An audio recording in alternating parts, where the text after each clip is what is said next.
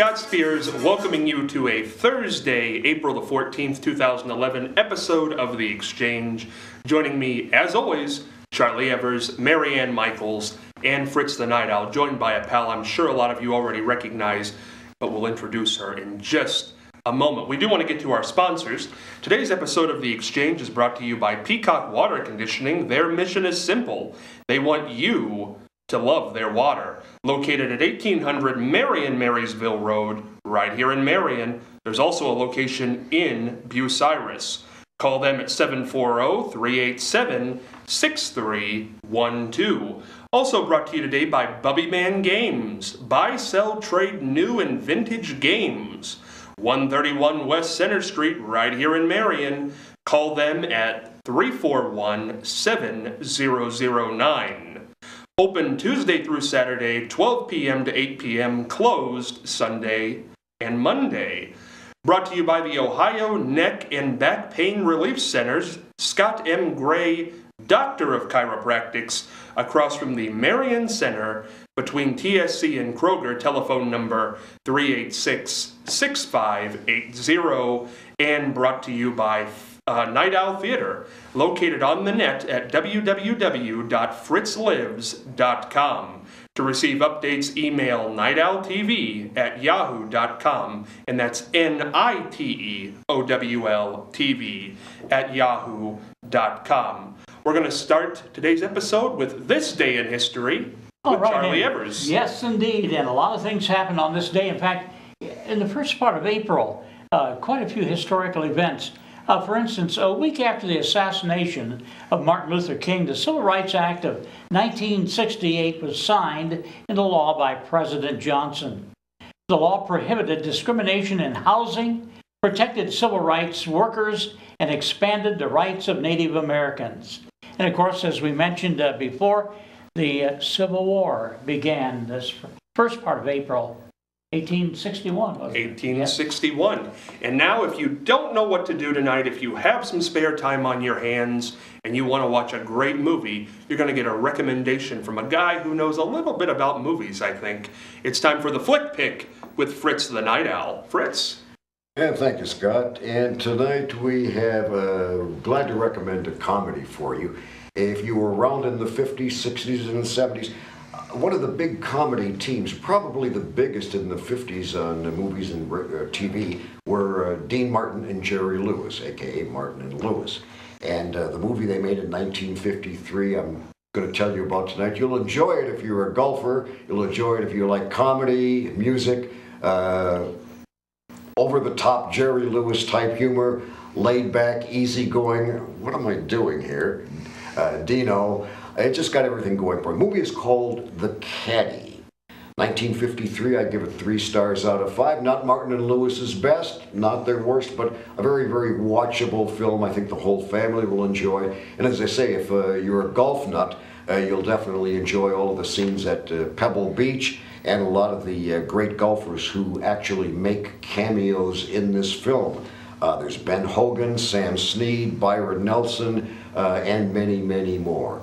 And of course, the story basically is Jerry Lewis is an aces golfer, but he freezes on the course, so he can't play in the tournaments. But Dino is just a natural at it, so Jerry gets him into the tournaments, and Dino is the golfer. Movie is also notable in that this is the movie in which Dean Martin sang "That's Amore," which was one of his signature songs for years and years and years. He sang "That's Amore."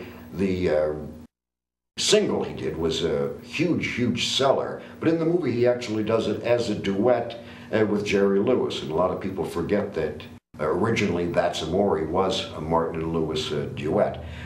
Dino was always fun to watch, and Martin and Lewis, as I say, at this time were at the very, very top of the polls in both movies and TV. The year was 1953. If you don't remember Martin and Lewis, well, of course, Jerry is still around on the MS telethon every year. But if Dino was starting to fade from the younger memories, ask your grandmama, your grandpapa, your older brother or sister. The Caddy. If you like golf, you'll like the movie Dean Martin, Jerry Lewis, The Caddy, 1953.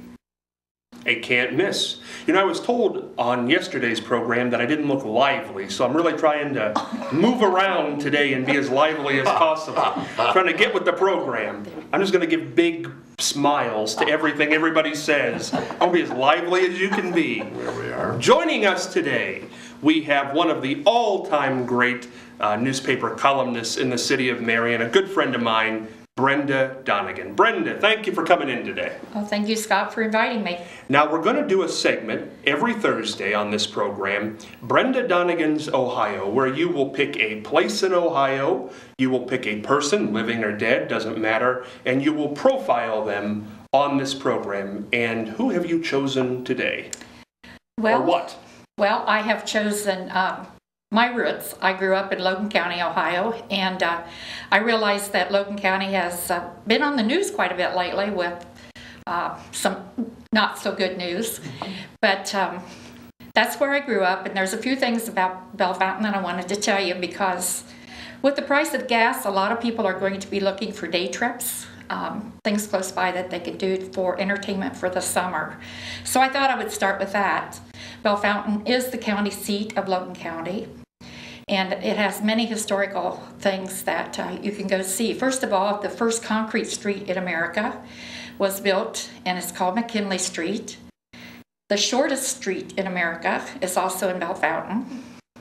And Camel Hill is the highest point in Ohio at 1,550 feet above sea level. If you're a skier, there's Mad River Mountain close by. If you're interested in history, there's McAchee and Piat Castles in West Liberty, about 5-6 miles south of Bellefontaine.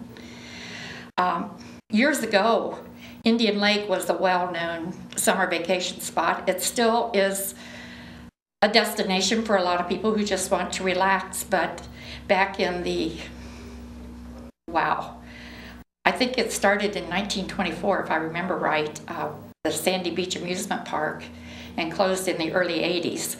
But that was a destination for everybody. It was called $1 Million Playground, and everybody went there for fun, relaxation, and amusement.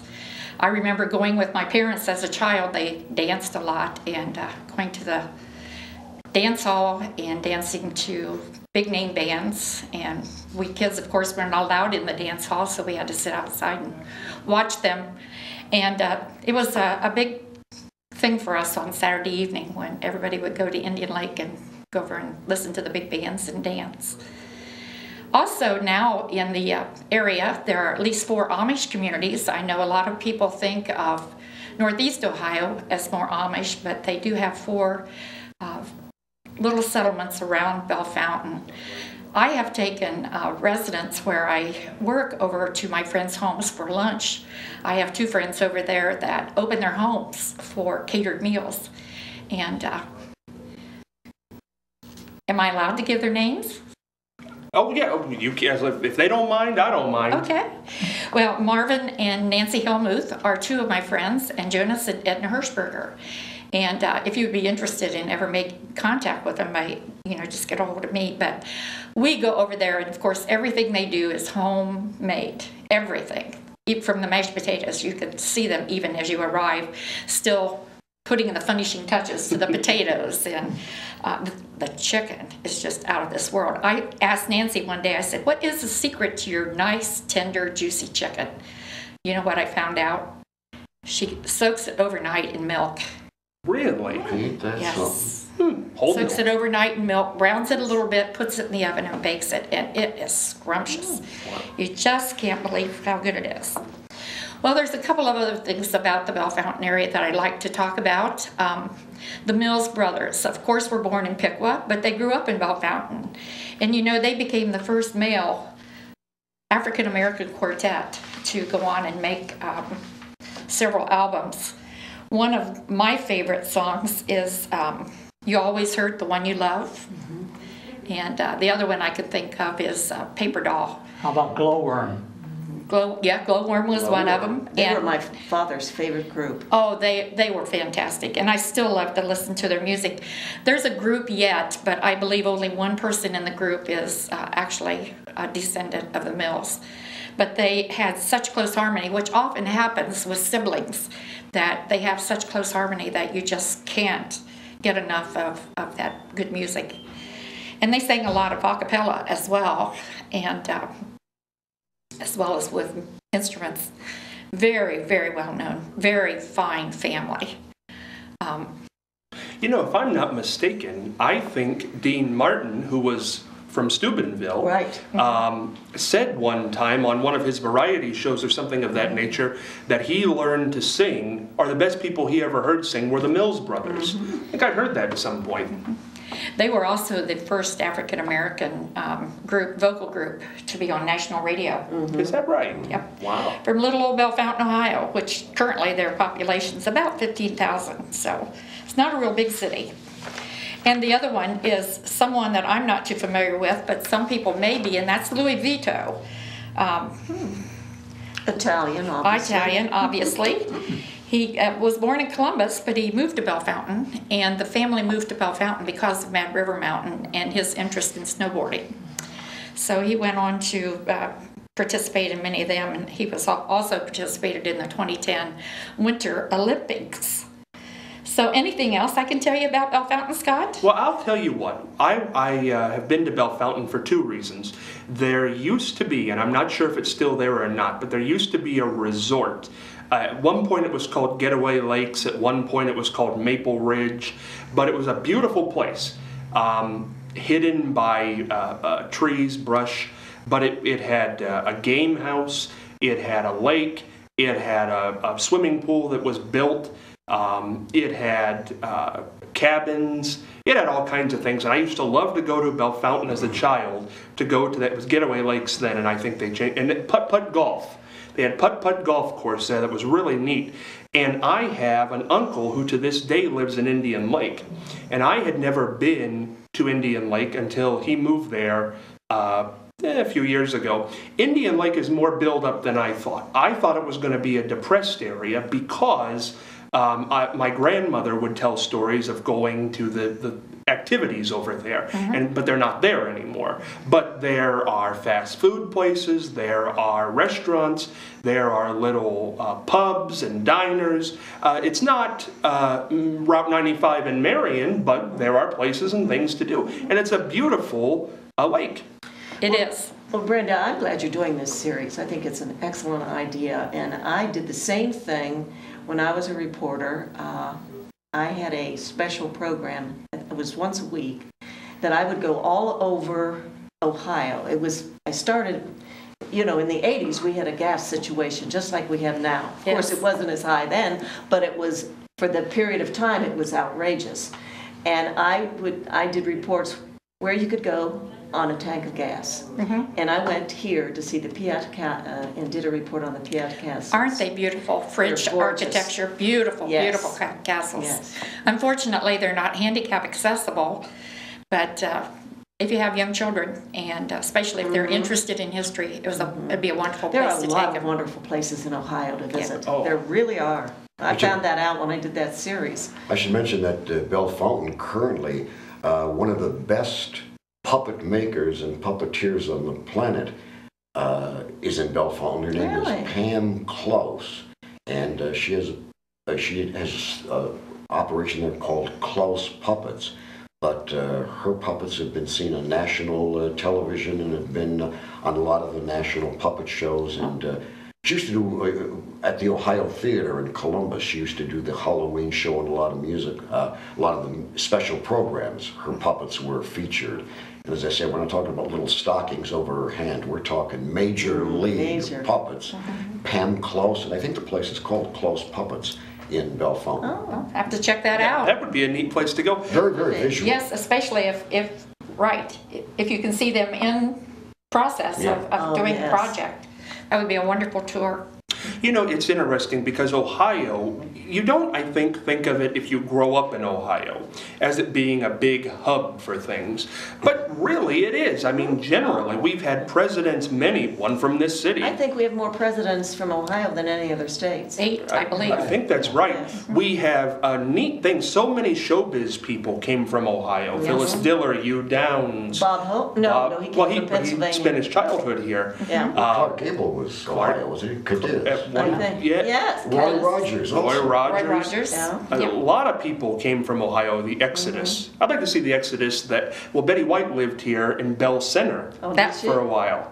Yes, she did. That's my hometown. Bell Bell Center. No, Brenda, I'm going to put you on the spot here because I know this is true. Who did you have what TV personality who's still around, did you have a little bit of I'll say relationship with from Bell Center? I think it was Bell Center.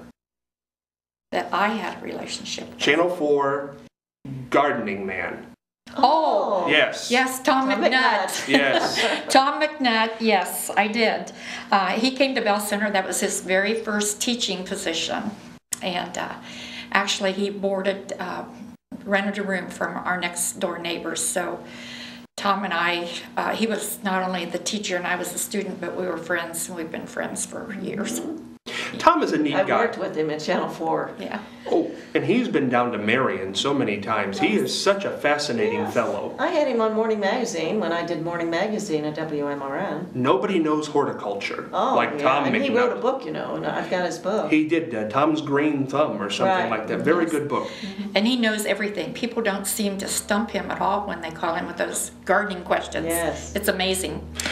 One other person from Bell Center who is pretty well known played basketball at Ohio State with Fred Taylor in the 1960s was Dick Ricketts, known as Little Dandy Dick, if any of you remember him.